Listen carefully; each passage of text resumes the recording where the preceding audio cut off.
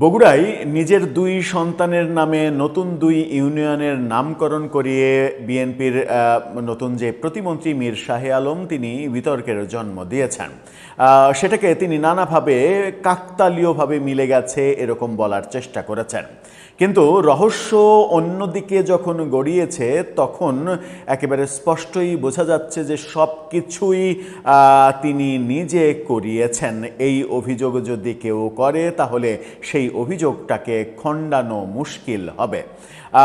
এই ইউনিয়নের নামকরণ কাণ্ডের পরে এবার এসেছে ওখানকার একটা খুবই পুরানো স্কুলের নাম চেঞ্জ করে তার নিজের নামে করার সিদ্ধান্ত জানিয়েছে শিক্ষা বোর্ড। শিক্ষা বোর্ডকে এমনি এমনি মন্ত্রীর নামে, প্রতিমন্ত্রীর নামে স্কুলের নামকরণের চিঠি পাঠিয়েছে, আদেশ জারি করেছে। এরকম ঘটনা যখন দেখছি তখন তার বিষয়ে নিউজ প্রকাশ করার জন্য স্থানীয় পত্রিকার সাংবাদিককে গ্রেপ্তার করিয়ে জেলে ভরিয়েছেন, তার করা মামলায় জেলে গিয়েছে, এরকমটাও আমরা দেখছি। সর্বশেষ যেটা খবর, যে খবর নতুন করে চাঞ্চল্যের সৃষ্টি করবে হয়তো, সেটা হচ্ছে যে বগুড়ার নিজের দুই ছেলের নামে করা ইউনিয়নের নাম অবশেষে প্রধানমন্ত্রীর হস্তক্ষেপে পরিবর্তন হচ্ছে।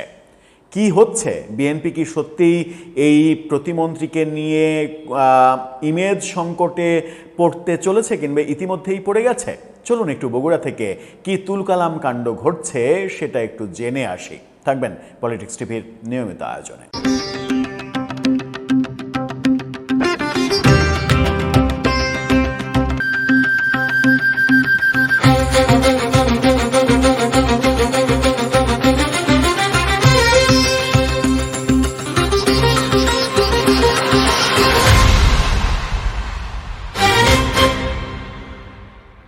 দর্শক, বলছিলাম বিএনপির নতুন প্রতিমন্ত্রী, স্থানীয় সরকার প্রতিমন্ত্রী মীর শাহে আলম তার নিজের দুই সন্তানের নামে দুটি ইউনিয়নের নামকরণ করেছেন, যেটাকে তিনি বলছেন কাকতালীয়ভাবে, অতি কাকতালীয়ভাবে মিলে গেছে।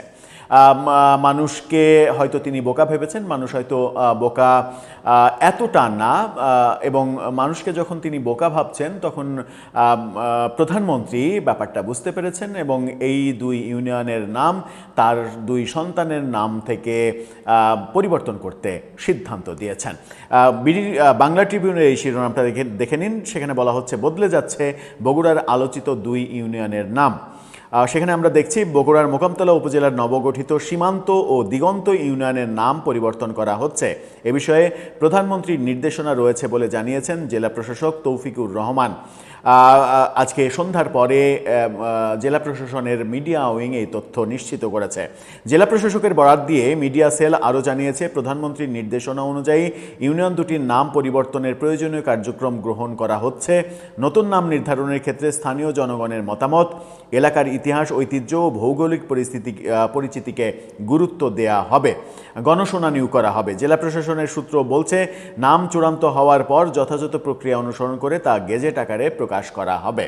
তার মানে প্রতিমন্ত্রীর দুই ছেলের নামে ইউনিয়নের দুই নাম যে বিতর্ক, সেই বিতর্কের অবসান ঘটছে এবং সেখানে প্রধানমন্ত্রীকে হস্তক্ষেপ করতে হলো। এই ঘটনা যখন একেবারে দগদগে অবস্থায়, ঠিক তখন আর একটা ভয়াবহ খবর এসেছে। এই খবরটা দেখে নিন। সেখানে বলা হচ্ছে, এবার স্কুলের নাম পরিবর্তনের প্রস্তাব প্রতিমন্ত্রীর মানা, অর্থাৎ উদ্ভূত পরিস্থিতি বিবেচনা করতে টের পেয়ে প্রতিমন্ত্রী বলেছেন, না, আমার নামে করার দরকার নাই। অথচ বোর্ড থেকে এই সংক্রান্ত গেজেট প্রকাশ করা হয়েছে।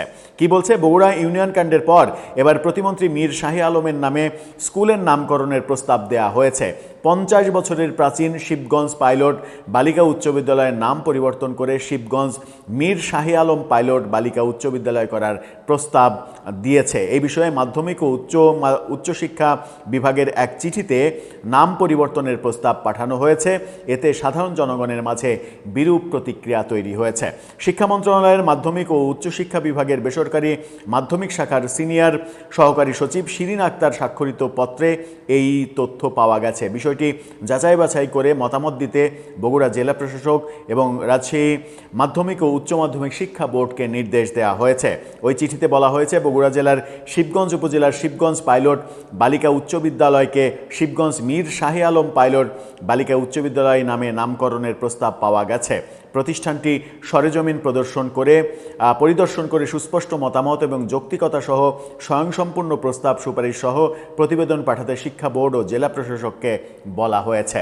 এখন মানে মাধ্যমিক শিক্ষা যে বোর্ড মানে ঢাকা থেকে একজন মানে এই শিক্ষা মন্ত্রণালয় থেকে একজন মানে যুগ্ম সচিব তিনি এই চিঠি পাঠাচ্ছেন।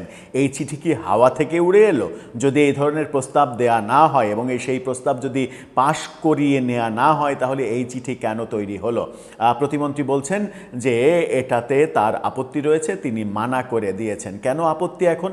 তাহলে এই চিঠিটা হলো কি করে? সেই প্রশ্নের সুষ্ঠু উত্তর জনগণকে তার নিজের স্বার্থেই বোধহয় দেওয়া উচিত।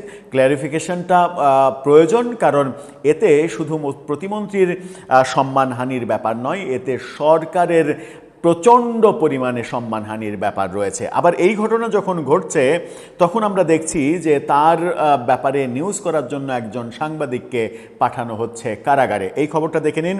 সেখানে বলা হচ্ছে প্রতিমন্ত্রী শাহে আলমকে নিয়ে ভুয়া তথ্য প্রকাশের মামলায় পত্রিকার সম্পাদক কারাগারে। মামলার বাদী বগুড়া প্রেস ক্লাবের কোষাধ্যক্ষ। বগুড়া প্রেস ক্লাবের কোষাধ্যক্ষকে দিয়ে এই মামলা করানো হয়েছে। সেখানে বলা হয়েছে যে আজকে বগুড়ার সিনিয়র জুডিশিয়াল ম্যাজিস্ট্রেট আদালত 2-এর বিচারক কমল হোসেন তাকে কারাগারে পাঠানোর নির্দেশ দেন। এর আগে বৃহস্পতিবার রাতে গাজীপুর জেলার গাছা থানা এলাকা থেকে বগুড়ার ডিবি পুলিশ রেজানুর ইসলামকে গ্রেপ্তার করে। পুলিশ জানায় গত 4 মে অগ্রযাত্রা প্রতিদিন পত্রিকায় দুর্নীতির বিতর্কে প্রতিমন্ত্রী মীর শাহে আলম শিরোনামে একটি প্রতিবেদন প্রকাশিত হয়। পরে 11 জুন পত্রিকাটির একটি ফেসবুক পেজে প্রতিমন্ত্রীকে নিয়ে আরও কয়েকটি সংবাদ পোস্ট করা হয়। অভিযোগ করা হচ্ছে যে এই খবরগুলো ভুয়া, মিথ্যা। যদি পত্রিকায় প্রকাশিত খবর ভুয়া হয়, মিথ্যা হয়, তার তো যথাযথ প্রক্রিয়া রয়েছে। আপনি সেই পত্রিকাতে প্রতিবাদ লিপি দেবেন, যে পৃষ্ঠায় ওটা প্রকাশিত হয়েছে সেই পৃষ্ঠায় সেইভাবেই গুরুত্ব দিয়ে প্রতিবাদ লিপি প্রকাশিত হবে। আপনি তার জন্য প্রেস ইনস্টিটিউট রয়েছে, বহু ওয়ে রয়েছে এই অভিযোগটা দেওয়ার। আপনি সরাসরি সাংবাদিকের নামে, সম্পাদকের নামে মামলা দিয়ে, পুলিশ দিয়ে তাকে গ্রেপ্তার করিয়ে জেলে ভরবেন। এটা আপনার সম্মান ক্ষুণ্ণ করবে, ইমেজ নষ্ট করবে এবং সরকারের ভাবমূর্তি চরমভাবে ডুবিয়ে দেবে। একের পর এক এই প্রতিমন্ত্রী মীর শাহে আলমকে নিয়ে যা কিছু হচ্ছে সেটা সরকারের জন্য খুব একটা ইতিবাচক হচ্ছে না। প্রধানমন্ত্রী সরকার গঠনের পরেই বলেছিলেন যে 3 মাস 6 মাস 3 মাসের কথা প্রথমে বলেছিলেন, 3 মাস 6 মাস এই সময়টা দেখা হবে কার কি মানে আমল নামা তৈরি হচ্ছে দায়িত্ব পালনের ক্ষেত্রে। সেই ক্ষেত্রে কি মীর শাহে আলম অনেক বেশি পিছিয়ে পড়ছেন? এরকম কর্মকাণ্ডের মাধ্যমে কি তিনি মন্ত্রিত্বও হারিয়ে ফেলবেন? এই প্রসঙ্গ নিয়েও আলোচনা হচ্ছে চতুর্দিকে। আমার মনে হয় যে অনেক দিন ক্ষমতায় ছিল না বিএনপি, অনেক বছর পরে, 17 বছরের বেশি সময় পরে তারা ক্ষমতায় এসেছে। এত বছর পরে ক্ষমতায় আসা, এত বছর ক্ষমতার বাইরে থাকা, এই বাস্তবতাটা উপলব্ধি করা উচিত প্রত্যেক মন্ত্রী, প্রতিমন্ত্রী এবং এমপি সহ বিএনপির নেতাকর্মীদের। কারণ জনগণের আস্থা হারিয়ে ফেললে তাতে গোটা দল বিপদে পড়বে, বিএনপির শীর্ষ নেতৃত্ব বিপদে পড়বে। দর্শক, আপনার কি মনে হয়? মানে যুগে যুগে এরকম দৃশ্য, এরকম ঘটনা মন্ত্রী প্রতিমন্ত্রীদের ক্ষেত্রে আমরা কি দেখেই যাব, যার ব্যত্যয় ঘটেনি আওয়ামী লীগের আমলেও? এই ধারাবাহিকতা কি আমাদের মানে দেখে যেতেই হবে দর্শক হিসেবে? আপনার মতামত জানিয়ে লিখতে পারেন আমাদের কমেন্ট বক্সে।